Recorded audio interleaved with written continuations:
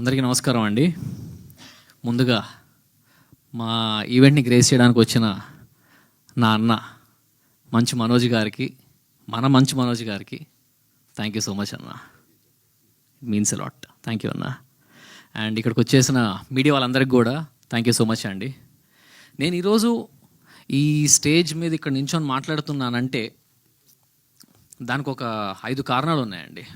అది జస్ట్ ఒక 5 నిమిషాలు టపటపా చెప్పేస్తాను మీకు, అది చెప్పేసి ఆపేస్తా. ఫస్ట్ కారణం, ఒక వ్యక్తి కళ 60 ఏళ్ళగా తప్పించాడు ఆయన.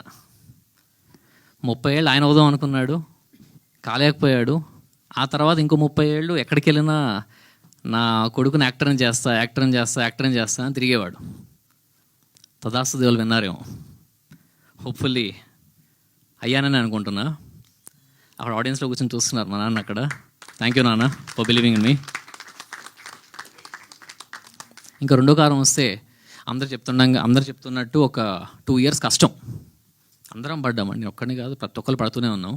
కానీ ఈ ఫిజికల్ ట్రాన్స్ఫర్మేషన్ కోసం పడుతూ ఉంటారు కదా, 1 year 2 years 6 pack 8 pack కోసం. నాకు సినిమా ట్రాన్స్ఫర్మేషన్ అయిపోయింది. ఒక్క డిపార్ట్మెంట్ కాదు, ప్రతి డిపార్ట్మెంట్లో పనిచేస్తూ ఒక 5 సినిమాలకు రావాల్సిన ఎక్స్పీరియన్స్ నాకు ఫస్ట్ సినిమాకే వచ్చేసింది. I'm very thankful for that. And ఈ సినిమాకి ఇప్పుడు మీరు చూసారు టీజర్, ఈ రేంజ్ అవుట్పుట్ వచ్చిందంటే నా ఒక్కడి వల్ల కాదు, ఇక్కడ నించున్న ప్రతి ఒక్కరి వల్ల. స్టార్టింగ్ విత్ మా డైలాగ్ రైటర్ సాయిమాధవ్ బుర్రా గారు కానీ, టెర్రిఫిక్ రైటింగ్. అసలు నేను కొన్నిసార్లు ఆయన ఏంటంటే నాకు తెలియదు, నేను వర్క్ చేసిన 2-3 రైటర్స్ ఎలా ఉండేవాళ్ళు అంటే రాసి పంపించేసేవాళ్ళు. కానీ సాయిమాధవ్ బుర్రా గారు మాత్రం ఫోన్లో రికార్డ్ చేసి ఒక్కొక్క యాక్టర్ ఎలా రియాక్ట్ అవ్వాలా అని కూడా రికార్డ్ చేసి పంపించేవాళ్ళు. సో యాక్ట్ చేసే నాకు చాలా ఈజీ అయ్యేది అక్కడ సెట్లో.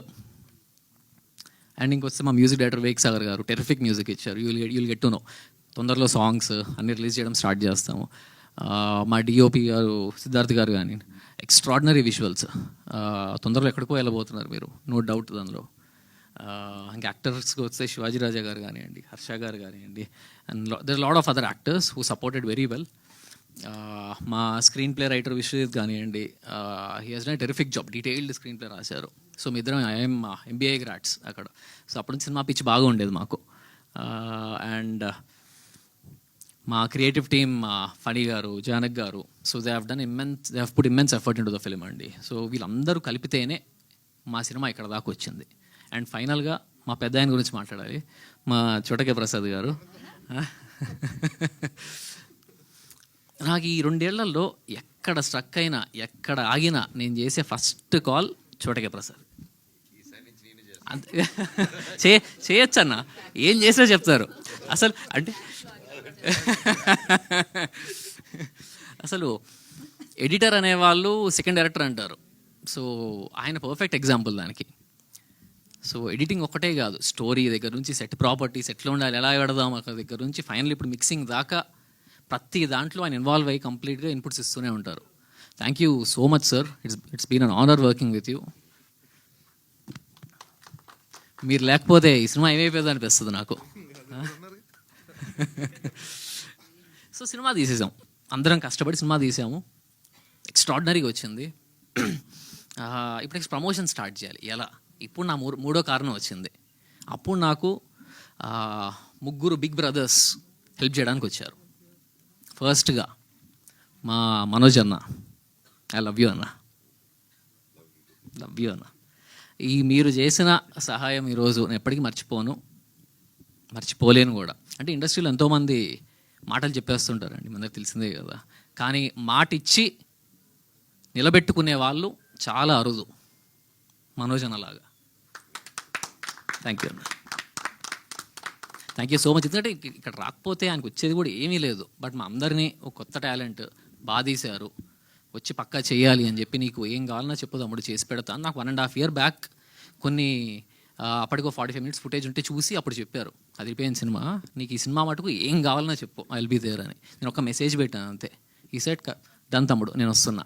అట్లాంటి వ్యక్తిని అందరూ మనోజ్ బంగారం అంటుంటారు, నిజంగానే బంగారం ఆయన. థ్యాంక్ యూ సో మచ్ అన్న.